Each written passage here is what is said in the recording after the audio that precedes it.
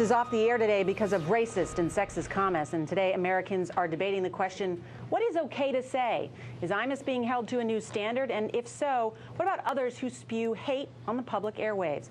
Hillary Rosen is a Democratic strategist and former chairman and CEO of the Recording Industry Association of America, and Michelle Bernard is president of the Independent Women's Forum. Welcome to both of you. Hello. Let me ask you, because we're having this debate about some of the other stuff that's out there on the air. When there are comments like that by radio show hosts, specifically about women, accomplished women journalists, too, what should be the appropriate response? Actually, Michael Savage has had a lot of shows taken away from him. He recently had, he signed with Creative Artists Agency, and they dropped him after some nasty comments. So he actually has had some punishment. I think the issue here, though, is he's kind of going after a public figure. And in public discourse, it's not always pretty, and it gets nasty and even gets towards sort of nasty hate speech. But in this case, I think the difference between what he did and what somebody like Imus did was he was going after somebody who has a platform to go back at him. Yeah, but calling an accomplished woman the S word is a way of demeaning her accomplishments, no doubt, right? No doubt. Yeah. Michelle, let me also ask you about Ann Coulter. You're president of the Independent Women's Forum, which is a conservative women's organization. Ann Coulter is sometimes called a conservative woman. She also, of course, makes... She's called a lot of things. Yes, she is. Nicest thing most people call her. People sort of laughed at that, and you saw everybody's mouth drop open. She recently made a comment about John Edwards, calling him the F word, suggesting that he was gay as well. Why isn't she ostracized, and why instead is she embraced by conservatives? I don't know if she's embraced by conservatives. After she made the comments at the CPAC conference, I think conservatives as well as liberals around the nation denounced her comments. They were totally off the mark, and one of the things that... But I was listening to her on Fox the other night, and she said some people dropped her column after something, but she makes so much more money now because of it. So what? Well, I mean, here's what's interesting about Ann Coulter. She answers to nobody. She is her own employer. She can go out on the airwaves. She gets ratings. People bring her on television because they know she's going to say something outrageous and something that is going to garner more people, looking at her on their television stations. She answers to no one, and that is a problem. Well, let me ask you then: should cable networks, which by the way are not public airwaves, they are paid for. You pay for a subscription, just like you do CNN or Fox. The CBS, ABC, and NBC, anybody can get those free, but the cable channels are a different thing. Should cable channels let people like that be on their air? Well, and I think it's not really true that she answers to nobody, that she's her own employer. Her employment is fueled by media companies that give her an outlet, which I think is the point. I think that what NBC and what CBS did this week is something that hasn't been done very much, which is what's our corporate responsibility to keep bad speech, inappropriate speech, offensive speech, and hate speech off the air when we're controlling the station.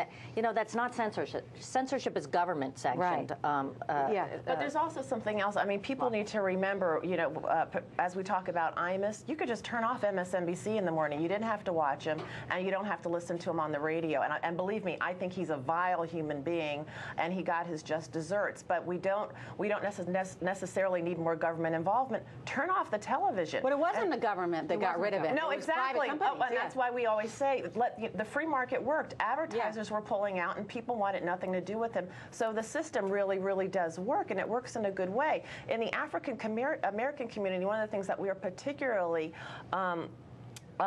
bereft with and need to do something about, though, is what led him to feel comfortable to make the statements that he said.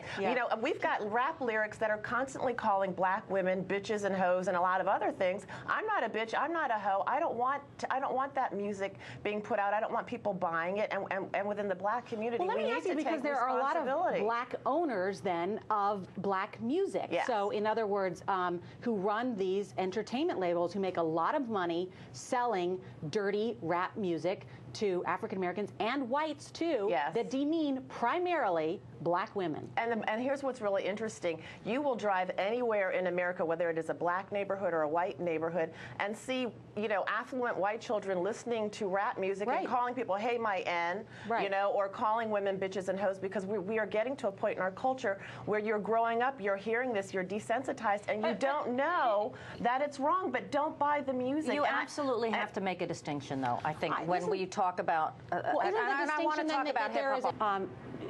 Do these artists and do the businesses that represent these artists have a moral obligation to start taking those kind of words out of the music? I mean, it's not those words that are selling these albums in and of themselves. They could still create the same music per se and rhymes and all the things that people like about hip-hop without using the N-word and without calling, making derogatory comments about women. Am I wrong? No, you're not wrong. I tell you, Norah, this week we are celebrating the 30th anniversary of Alex Haley's Roots.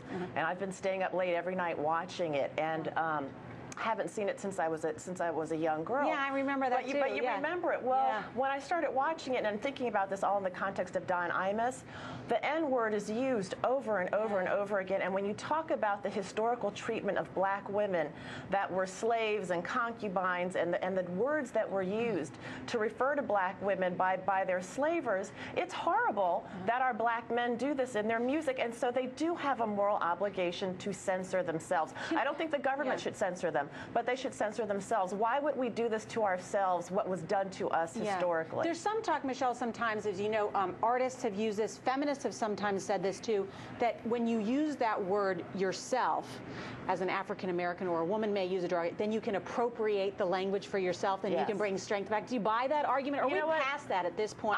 Forget the appropriation of the language. I used to buy that argument, and I used to use the N-word jokingly. I will never, ever do it again. We are denigrating ourselves. We are a community in crisis, and every time we use that word, every time we celebrate not being educated or that it's white to be educated or to act a certain way, we are doing more harm than good to our community. Let me ask you, since you were once the head of the Recording Industry Association of America, where in this whole debate, you know, we've been on all day today on MSNBC. We've been covering this on a lot of different cable channels as well. Where are the hip hop artists today saying